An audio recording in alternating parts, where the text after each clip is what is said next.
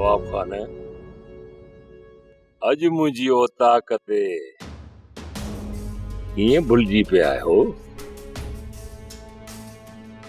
केरली मां आयोस पप्पू के ॾिसण तव्हां जी वॾी महिरबानी नवाब खान जो तव्हां मूं मिस्किन खे यादि कयो।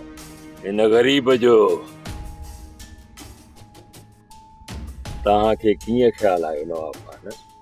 मूंखे ख़बर पई त सजावल पप्पूअ खे हथियारनि जे ज़ोर ते मुंहिंजे ख़िलाफ़ बीहारियो आहे। इहो सच आहे नवाब खान, मूं मथां सिजावल ज़ोर रखियो। मां तव्हां मथां कूड़ी चाहे थी ॾियां त लाला सां तव्हां बि सलाह में हुयो। तो जसलानी पप्पू जो सजावल जहिड़े ज़ालिम माण्हू जे चवण ते असांजे ख़िलाफ़ तो ग़लति बयानी न कई। वाहिद वञ, नवाब खान लंघे आयो आहे, इन लाइ चांहि तयारु कराए खयूं अच जल्दी। जेकॾहिं असां में इख़्तिलाफ़ न रहिया त हिक ॿिए ॾांहुं अचण वञण मां हाणे हलां। पप्पू जेकॾहिं टाइम मिले त मोटर थी वञ जाए। जी हाज़िर बाबा साईं।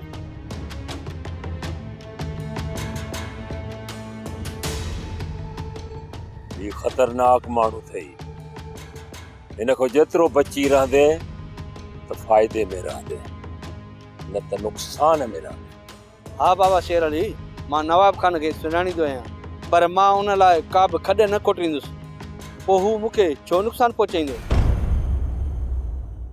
बाबा शेर अली, सिजावल जा कम ॾिठव, हू तव्हांजे मथां इल्ज़ाम हयो वेठो आहे, हुनजो तव्हां फसल साड़ियो आहे। बबू सिजावल जे फसल साड़ण सां मुंहिंजो प्लान त पूरो न थींदो। जॾहिं बि मूं इन सिजावल खां प्लान कयो, मूंखे जॾहिं ख़बर पई मूं मथां चोरीअ जो कूड़ो इल्ज़ाम हणाए गिरफ़्तार कराइण वारो इहो सिजावल आहे, त पोइ इन सिजावल सां सिधो छेड़ो कंदुसि, सिधो छेड़ो। वॾा, हाणे उहो साॻो सूबेदार वापसि आयो आहे जंहिं तव्हांखे गिरफ़्तार कयो। सोट, छा इहो सूबेदार तव्हांखे कोन ॿुधाईंदो? पुलिस वारा जेकॾहिं सची ॻाल्हि ॿुधाईंदा ख़बर अथई त पोइ उन्हनि पुलिस वारनि जी रोटी रोज़ी बंदि थी वेंदी। रोटी रोज़ी सम्झे थो? पोइ केरु बि एतबार करे ॿीहर उन्हनि खे इहो कमु न ॾींदो। पोइ इहो सूबेदार कॾहिं बि सच्चाई बयान न कंदो।